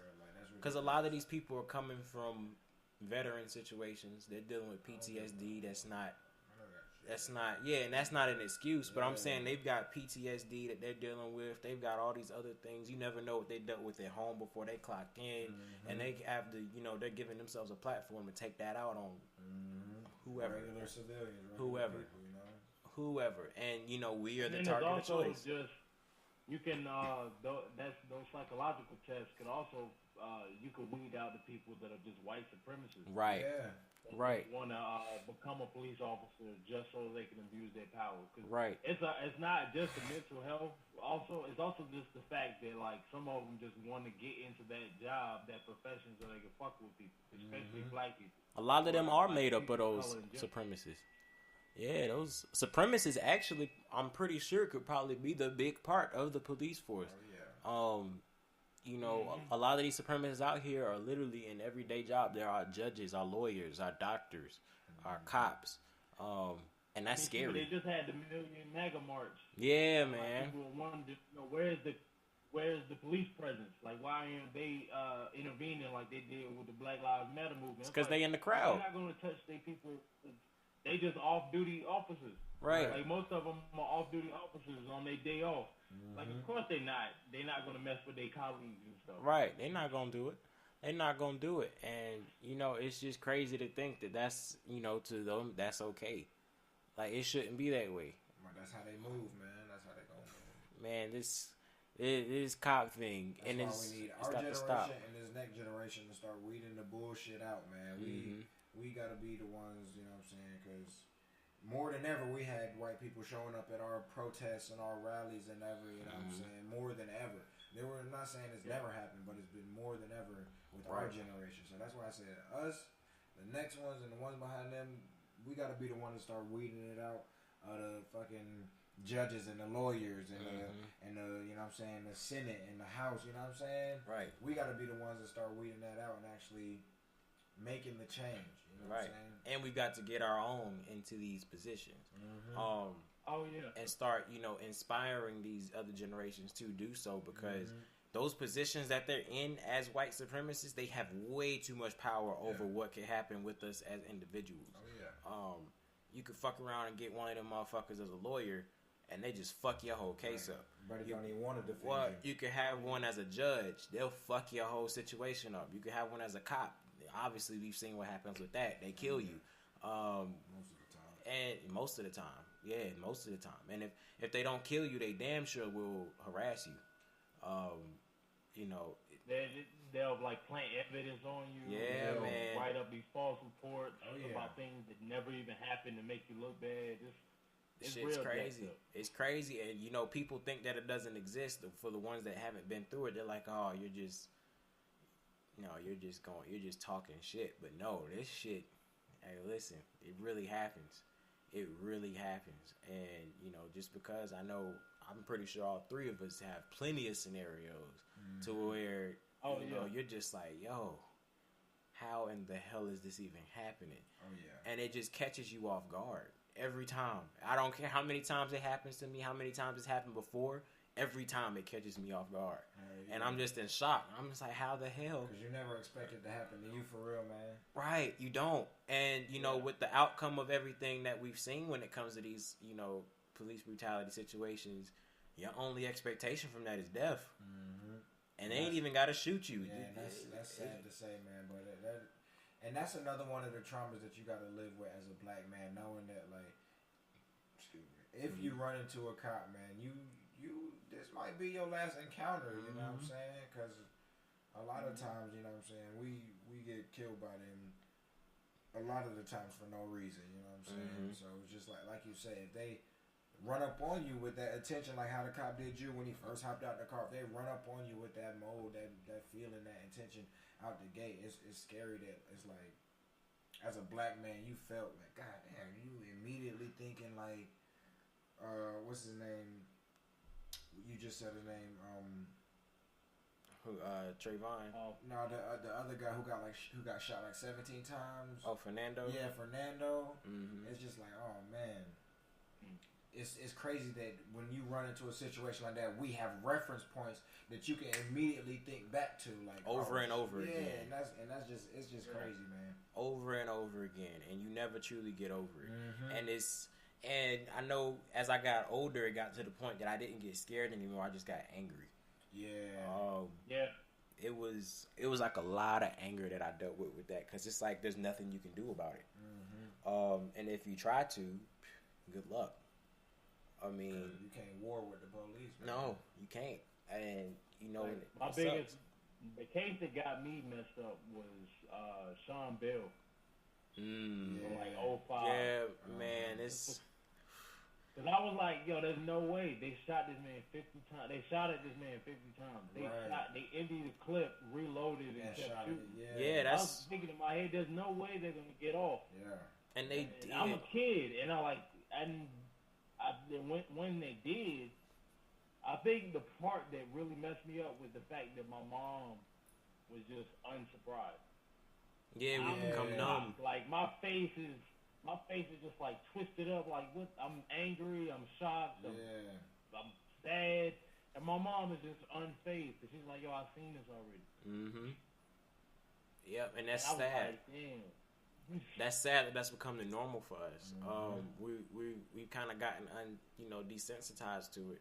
I remember the last time we truly felt something before the whole Eric Garner and Breonna Taylor movement was, of course, the Trayvon situation. And seeing that on the news, I know my entire family was in the house watching that, and everybody felt the way about that. It was almost like, damn, like, because that was like that was the first one, that kind of made it to that platform to where you're just like, damn, this could like really happen.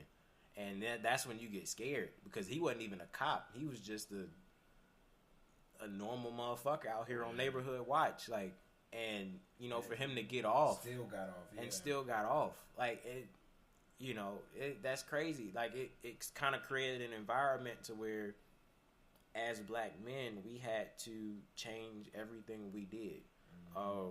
When you're walking out at night, you don't. My mom's was big on that too. She's like, Brandon, if you're walking out at night, I don't care how cold it is, don't put that hood over your head. Put a hat on, something like that. If you got anything in your hands, make sure it's visible so they can see it. Don't have it in a bag. Don't have it, in your pocket. Keep your hands out your pocket when you're walking up near somebody. It's just like shit that you shouldn't have to worry about. Like it's ridiculous. It's ridiculous. You can't even, casually walk in your neighborhood without, the guy in Georgia, for instance, jogging in his neighborhood. Yeah, got shot. And these weren't even neighborhood watch. Exactly. They just ran down on him for nothing. These are just random people, bro. So it's like these are problems that we deal with, and that's what, people don't understand, the anger that we have as a community. It's because now it's getting to the point that we're like, okay, we get that it's happening, but eventually something's got to change. And we took the peaceful route for a very long time. Too long. A very long time. Out of the fear of them, trying to pervert what we're doing if we weren't as peaceful, because they will. They don't take the peaceful route with us, you know what I'm saying? They don't. They never have. They don't. So that's why I was always had a side eye of people, but were like, you know what, these riots, these are so unacceptable. You guys are animals. You guys are monsters. I'm like, that. You're mad over the riots? We should really be doing so much more. Right. So much more. The whole damn country. We should really be burning up everything, walking around just decking y'all in the fucking face. Burn this shit to the ground. I mean, what? Burn this shit to the You've been killing us for years, and the only thing we do is maybe riot? Right. And that's a problem? That's light. That's light work. What we should do. That's light work. That's the least of your work. And the fact that, like, the rioting is just a response to the fact that we tried to meet y'all in the middle. We tried to go through the system. Right. We tried to meet y'all in y'all humanity. And that's why I don't even get fazed when they start talking about, animals and shit, because it's like, whether I was burning down the Target or I was walking down the street, you felt like I was an animal anyway. Right. Right. It felt like, because people are rioting and shit like that, like it just gives you justification to say it out loud. But you already felt like that. You already felt like we were thugs and criminals and like animals and all this other stuff. You felt like that already, but now you feel justified in saying it because a couple of buildings are getting burnt down. Yeah. Right. That's why I don't even get paid by them no more, because they already had that in the back of their mind. They just finally decided to let it out. Yeah. And that's so it don't matter what I do. That's what makes it so bad. It's like you just can't do shit. It's just if the cards play that day to happen, you know, for you to encounter it, it's gonna happen. Yep. Like it doesn't matter what you do. You could be walking with now is you be walking with your family, and they're still gonna fuck with like you. They that family in Georgia, they laid down on the ground with the little 3-year-old, and children, 5-year-old and an 8-year-old. I'm like, bro. Children, drugs. Those are kids. What do you mean? I mean, they shot my man's recently. God, what was his name? They shot him while he was going in his truck. Because they said he thought he was about to, you know, grab a knife. Yeah, but his kids was in the back seat. Yeah. Like, cool. You just killed their father in front of them. Yeah. In a closed environment, might I add. So think about it this way: if it didn't hit him, or a bullet missed and hit a dashboard or something, you got kids back there, man. Like they didn't give a fuck. They don't care, and that's scary. That's scary as hell. They literally don't care about the safety of us as a whole. And I'm not saying that that's everybody again, but there's a lot more than none that are just, it's unbelievable. Because had it been the other way around and a black cop was doing this to a white person, boy. Total different story. Boy, watch how that would have played out. Watch how that would have played out. Losing his life, getting jail time. Oh, yeah. And then they get in a prison gang to beat him up, if not kill him in jail. Trust and believe, that would have been completely different. Extras, bro. The extras. And, you know, and I feel like that's what they need to start putting into perspective. Like, just as much as you got white cops that could do this, okay. Like, and, you know, it's just really unfair. It's just terrifying. It's scary. You know, and that's sad I'm hoping, you know, by the time that, you know, kids are around on my end, that, you know, I don't have to deal with that. Yeah, because that's just another thing to add on is being a parent. Because, you know, you're not going to be with your child 24/7. So, you know, there's just moments where you're like, it's a shame you got to pray for things like that when they go out. You gotta tell your kids you love them. You got to tell them, like, blah, blah, blah, just because you never know. Like, you have to give them. My mom gave me briefings before I left the house on what to do and how to not get in those situations. Like, what? Like, I had those same conversations, man. Like, it's crazy. Like, it should. And I'm going somewhere like the movies. And my mom was like, all right, Brandon, look now. When you go out there, do your best to blah, blah, blah. Do your best to you know, to not stand out, or do your best to not look like this, or make sure you know, you're not walking like that, or you're not sounding like this when you're out there, because this could happen. And it's like, what? I can't beat myself out here? And she'll say, unfortunately, no. I'm trying to body you. Unfortunately, no, you can't. And, you know, that's just unbelievable to me. I can't believe that we even hit that point. Like I said, that Trayvon Martin case scared a lot of our parents. Oh, yeah. A lot of our parents got real protective. I think my mom had my phone taken away from me, like, during that process. But as soon as she saw that shit on the news, she gave my phone right back. Right back. She never took my phone again. Because she just couldn't fathom the idea of me being in that situation and not me being able to call. Yeah, so, you know, it's just a shame that, you know, those have become like the worries. That should be the least of our problems. We have so much other things to worry about than, you know, being fucked up by a cop. But you gotta add that to the list, you know. Gotta add it to the list. Like, they just had a case out with the guy that was running because he was driving home from work and he was running to his dad's door to knock on the door to get his dad to come to the door. And, you know, they tased him and they fucked him up. She was kneeing him in the spine. Like, this is a child. Like, these are children they're doing this to. Children, not just adults. What threat does a child pose to you? Right. He's a child. This man was banging on the door, pleading for his father, bro. Like, come on. Like, how is he threatening you? This man is sitting here crying. Yeah, begging for somebody else. Begging for help. Yeah. I mean, and even when it comes down, you know, to the audio bits that they had with Trayvon, I hate listening to that audio clip because he was literally screaming for help. And, you know, as far as like the neighbors that were around him, nobody came outside. Like, nobody offered to help. Nobody tried to stop what was going on. Like, come on, man. Like, And that's what, you know, scares us the most about it, because you realize that we're going to be going through what we're going through and nobody's going to help. Point blank, period. And, you know, there might be a few that step up, but, you know, they're doing it at the risk of them getting killed. So it's not that many that are going to step in the middle or something like that. But, you know, it sucks to, you know that you can be driving down the street, witness it, and you can't do shit but watch it. Hell yeah, shit's scary. Like Eric Garner's death, those people that were standing around him, they literally watched this man die. Right.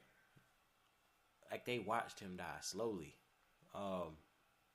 And the cop knew he was doing it. He knew he was doing it. He knew what he was doing. He knew he was killing them. Because, you know, they're trained to do things a certain way, but they completely go against it. Every time. Oh, yeah. Every time. So, they feel justified just because, my job is hard. Right. So, like, you signed up for your job. Right. You signed up for this job. Right. You signed up for it. You're supposed to de-escalate this situation, not, you know, antagonize it. Right. Right. And you know, they don't really know how to, a lot of them don't know how to properly handle it. Because I've seen, actually, I lied. They do know how to handle it, because it'll be situations where even that guy that, what was his name, Dylan? I can't remember something, the white guy that, you know, killed all them. Yes. The way they handled him, this man then was damn near a fucking serial killer. You know what I mean? He's going in killing all of these people, offing them like it's nothing, and the way that they get him is no handcuffs, just hands on the arm, walking them out peacefully. And is that the one who got Burger King after? Yeah. Man. And they took him to get Burger King after. That shit pissed me off so much, bro. Yeah. They walked him out with no handcuffs, no guns drawn, no nothing. So they know how to handle shit. They definitely know how to handle it. It's just that they choose not to. And if that doesn't tell you that, you know, racism is a thing, then I really don't know. You just refusing to believe it. It's just they're really refusing to believe it. Like a cop's go-to in that situation is, I was just doing my job. Right. Like, so your job is to, you know, walk down on somebody you don't even know who they are and just kill them?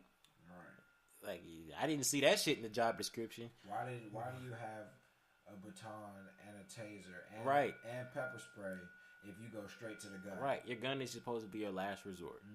That is supposed to be your last resort. Like I'm saying, with me being 17 and a gun is the first thing you do, you don't even ask me where I'm coming from, even though you saw me. You don't ask me where I'm coming from. You know, you don't ask me for my ID. Right. None of that. You just pull the gun out. Like, that's a problem, yo. That's a problem, and people hate to hear about it, but you have to. You got to talk about it. I mean, because it's unacceptable, and it gets worse. And with this whole MAGA thing going on right now, it's getting worse. You know, those people are radicals. Not all of them, but there's a lot of them that are radicals, and you know, they're taking this opportunity to let it out. Oh yeah. And it's not okay. And they're doing it in the name of the president. That's why we had to get him the fuck up out of there. You know? We did. Yeah, right now them boys are just so. That's why I'm be real with you. I'm just laughing at them because they just look sad. Oh yeah. I mean, they radical, they dangerous, but I mean, for the most part, they just sore losers. Oh yeah. And then, you know, one of the things about Trump is that he like exposed a lot of them. So now, you know, they about to go right back into hiding. Now that they don't have their leader justifying their actions. Right. Right. You know, he didn't even want to condemn white supremacy. No, stand back and stand by. Yeah, Proud Boys. Yep. If that saying didn't fuck people up, I don't know what will. It's like, excuse me? Stand back and stand by. Dude, that was still millions of people that voted for him. Still. Black people. So there were black people that voted for him. Black people. Hella. Sad. Hella black people voting for this man. And this man just literally told a group that wants to kill you to stand back and stand by. And you go and support that shit. Yep. You go and support that shit. Like, I really don't understand how you know, I've seen some groups, you know, Blacks for MAGA, blah, blah, blah, all of that shit. And they're like, yeah, Trump is a great guy. He's a great person. He's looking out for the blacks. He's done so much for the black communities. This man just literally told all these groups that want to kill you to stand by. If he doesn't win. If he doesn't win. So, like, this gap until, I could say, between now and January 20th, oh boy, it's going to be dangerous. I say even Inauguration Day is going to be dangerous. That night, it's gonna be a trip, because then that's finally gonna set in for them. Like, oh shit, we finally lost. Yep. Like, because they're still in denial about Trump losing right now. He's still in denial. He's still in denial himself. Yeah, so they're following behind that bullshit and thinking like, okay, we got a chance. Yeah. But Inauguration night, my mom just said it too. She was like, Brandon, stay in the house. Yeah, my mom told me to stay in the house too. Inauguration night, she was like, don't go nowhere. Get all your shit done before nightfall. Again, a conversation that should not be had. It's fucking inauguration. It's the presidential inauguration. You need to tell me I can't be out? Like, what? But this time, it's not because... Right. You shouldn't be expecting that. Right. You know, just because somebody got elected. Right. It's crazy. And it's not even a black man getting elected. They're just not happy that the racist white man didn't get elected. Like... So that people gonna see what he means. I feel like by that stand back, stand by once this whole election thing is over, because that's when it's like I said, it's gonna set in for them. Like shit, this is the last hoorah, and they ain't gonna go out quietly. I'm gonna tell you that right now. They've been preparing for too much. Yeah, go ahead. But you know, I feel like that's gonna be a dangerous night, a really dangerous night. So you know, again, for people that are listening, please be safe. Make sure that. You know, you're not doing anything out of the ordinary. You know, and just be smart. Keep your head on swivels. Pay attention. Because it's unfortunate, but you know, it's. I think it's gonna get pretty bad, personally. Yeah. But you know, we'll see. We'll see what happens. The only thing we can do is wait, hope, and pray. You know, and you know, hope for the best. But man, I feel like it's gonna be rough.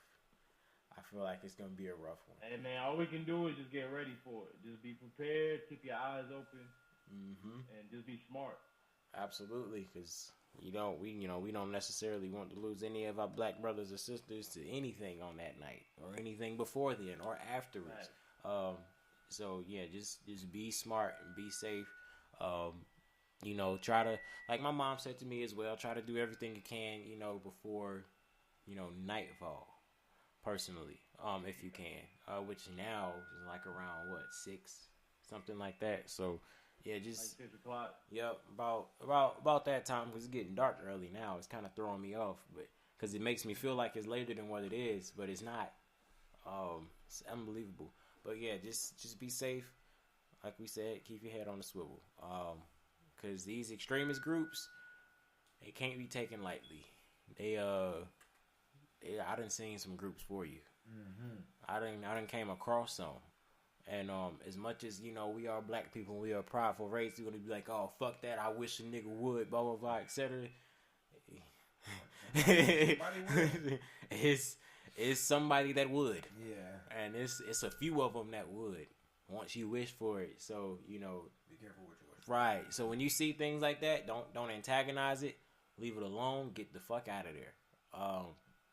Because it's not going to play out the way you want it to regardless. Even if you do stop them from happening or stop them from doing what they're doing to you. I mean, I can highly doubt that you're going to get off. I can highly doubt. I highly doubt, and, you know, you're going to be able to, you know, beat whatever charge they put on you for retaliating for what they're doing to you. Even though they may have initiated it. And it very well may be self-defense. They could pull a gun on you, have that motherfucker cocked back with the bullet in the chamber, and you probably still get, you know, in some shit just because you defended yourself or your family or your friends, which is unfair. But you know, that's the reality that we're dealing with, and it, like I said, it sucks that, you know, it's like that. But you know, the only thing we can do is keep ourselves educated. And, you know, continue to, you know, move forward, be safe, progress. That's the biggest thing. Put yourself in a position to where, you know, they have no choice but to respect the person that you are. because I feel like when you put yourself in positions to where people know exactly what you got going on, and they know your standing, and they know, your thought process and everything, they have no choice but to respect that at times. So, continue to, motivate each other as a culture, continue to, do big things, continue to build your brand, focus on other things, stay out the way. I'm a big advocate for that. I stay out the way and focus on what I got to do for years, if I got to. And focusing on your craft is another way to stay safe.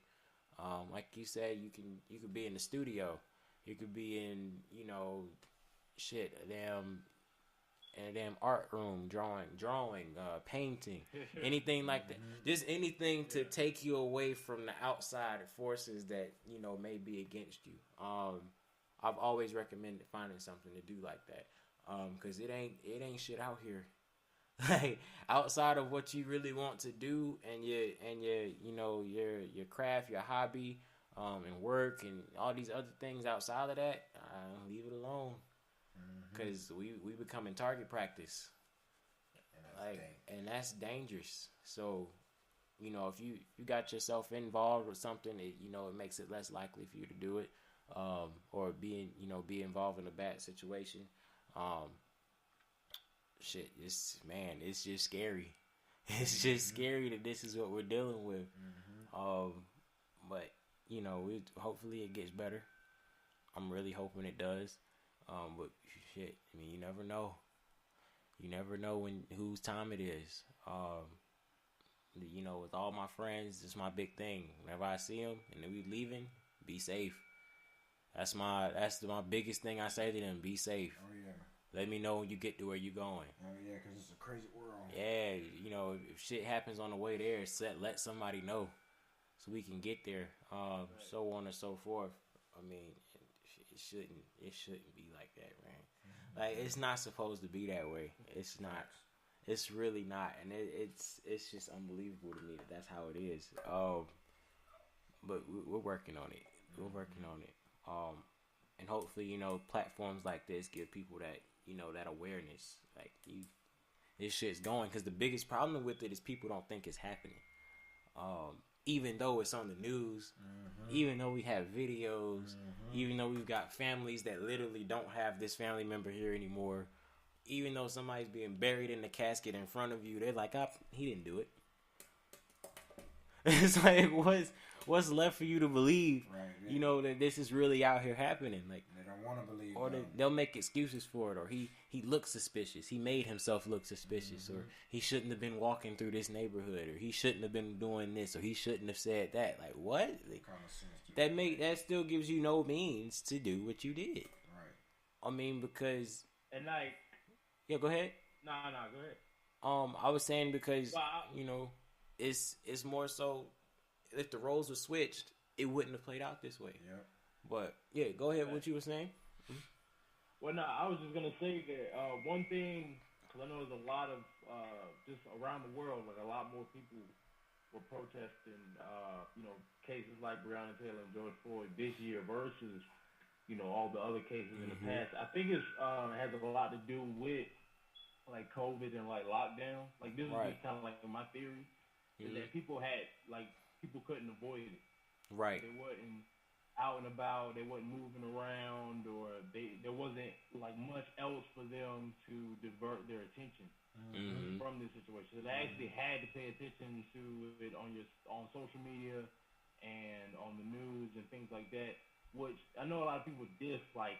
They call it social media activism, which I agree to where you can't really say, hey, I'm out here on the front lines and you're just on Twitter like now hashtag. Right. But I do believe that it is a benefit to people, spreading that information on platforms like Twitter and Instagram, because you couldn't avoid it. You couldn't avoid the videos and the pictures or articles about Breonna Taylor, George Floyd, Ahmaud Arbery, and people were being educated on the other cases that happened. Years have gone by, like Sandra Bland or Eric Garner and Mike Brown and all these other people that have been killed is that you can't really avoid it now. Like, it's all over TV, it's all over news, and you're inside, and most people are just on their phones, you know, scrolling through Twitter and Instagram and stuff like that. Right. So I think, like, if people are starting to pay attention. Like, I don't think, like, I know people are very cynical. I'm very cynical when it comes to situations like that. When I started seeing, like, you know, other businesses like Starbucks or whatever, like, hop on it and then turn around and tell their employees that they can't wear Black Lives Matter paraphernalia at work. Right. So it's, like, very, like, contradictory message in there. Yeah. But I do think that, like, a lot more people, because they had to sit down and they had to pay attention to it, I think a lot more people are recognizing Absolutely the issue. So I think that is, like, a big step in, like, things potentially getting better in the future. Absolutely. I could definitely attest to that, because I did realize that, you know, a lot more was being done while we were, you know, stuck in the house. Because you can't distract yourself, man. Like, there's nothing. Like, you go everywhere and it's there. You turn on your TV, it's there. You look outside, it's there. So it's, you know, it was good. It did good for us. The quarantine did good for our awareness situation, I feel like. But yeah, we're definitely getting better with it. But shit, we still got a long way to go. Yeah. You still got a long way to go. Man, it's just, like I said, it's really just crazy to me. I just can't fathom it. I don't know, bro. It's just an amazing or interesting feeling to know that this is what's going on out here. And even when it's not even, you know, down to police brutality, it's not even us being killed, it's, you know, in the workplace. Like, it's like, damn, you can't go nowhere without dealing with some type of racially fused issue. Like, it doesn't matter where you are. And, you know, I've dealt with it at work plenty of times. Customers, employees, bosses, everything. And it's like, man, if I tweak here, I'm going to lose my job. Yeah. Like, or they're going to be like, angry black man card is getting pulled. Right. It's just like, what the fuck? Like, what can you do? You literally just, your hands are tied. Yeah. You have nothing to do but to accept it and get mad at it in the car, beat the shit out of your steering wheel or something, and then you know, walk back in. Like, that's how we have to deal with it. We can't address the issue out, you know, right then and there like they do. They can say like, "Hey, I feel like you did this, blah blah blah. This pissed me off. I'm upset." We do that, the whole fucking building's turning upside down. Like, that's like, yell. Right? Don't yell. Don't. What? They tweak. They tweak. I've had the cops call on me at my job before. Like, it's like, what? I don't give a fuck about none of y'all. I'm just here to get my paycheck. You told me you fired me. Right. You told me you fired me. You told me to come get my check, and you acting like you don't want to give it to me all of a sudden. Of course I'm going to be upset. Yeah, of course. Give me my check so I can go. I don't want to be here any longer than I have to. But you call the cops and say I'm being irrational and I'm harassing you guys. And I didn't even ask to come up here. You asked me to come up here. Like, I would have been fine if you mailed the check to me. They be doing the most. Like, so, yeah, man. Like, even when it comes down to your appearance, which is, I'm glad they're kind of working on that now, too, as far as the hair. And, you know, limiting people of color as far as what they do with their hair. That would be a big step we take. Yeah, I believe it's a bill in the Supreme Court now about the discrimination with hair, I believe, if I'm not mistaken. Oh, for real? I believe so. I believe I was looking at a video that was talking about that, where they're working on getting that, you know, through the House. And because, you know, we are discriminated against about our hair. I mean, and that's just natural hair. Like, our hair, we can come out with a natural hairstyle. We literally wake out the bed, run our fingers through it, and we get to work, and they're like, nope, can't have that. Right. You're like, it's not even a style. This is just, I woke up like this, literally. I literally woke up like it's the same thing Johnny did when he got out the bed and ran his fingers through his hair. Shit, we did the same damn thing this morning. Like, what you mean I can't have it? You know, when it comes down to locks, man, they don't accept locks anyway. Man, What? It's like ridiculous. It's crazy, but thankfully they're becoming more acceptable of that too. So, you know, we're making progress. We definitely are. I could definitely attest to that. We are at what? I don't know how long we've been at it, but we've had some good topics. That's how I know this was a good conversation. We were just, we was just straight into it. Straight flow through the whole podcast. It was great. I definitely appreciate having you out here, Vinny. We definitely got to link up sometime. You know, kick some shit. Keep it moving. Might have to, even if we have you just come out this way, we come out to you, definitely would love to link up with you again sometime soon. Maybe when you drop the project, you know, you come back, give us another interview, give us a single to put up there or something. Yeah, no doubt. I'll definitely be back, man. Yeah, and I'm looking forward to linking up with you guys again, man. This was Yes, sir. This was absolutely great. I always love talking to somebody with a progressive mind and a like mind. It's always great. It is. It really is. Mm-hmm. It's absolutely wonderful. You do have a great mind. Like I said, musically extremely talented. You're able to get a message across through your songs, and you know, again, for people that have not listened to it, go listen to him, please. Vinnie Dangerous, look him up. I'm telling you. I'm everywhere too. Everywhere y'all want to stream music, YouTube, Spotify, Apple Music. Go ahead, plug your socials one more time so they can find you. Mm-hmm. Oh, yeah, and so everywhere, all on social medias is at Vinnie Dangerous. Vinnie with an I-E, not a Y. Dangerous, all one word. You can find me everywhere. Yes, sir. Yes, sir. Well, my man, we're gonna let you go ahead and get to your daily activities again, because you're a busy man, I know. So I know you still got more work that you're doing outside of this. Yeah, I gotta get right back to work once we get done here, man. Whoo, man, it don't stop. It don't stop. It literally don't stop. So yeah, we enjoyed you. Like I said, we enjoyed you having you out here. We can't wait to link up with you and have you come back out again.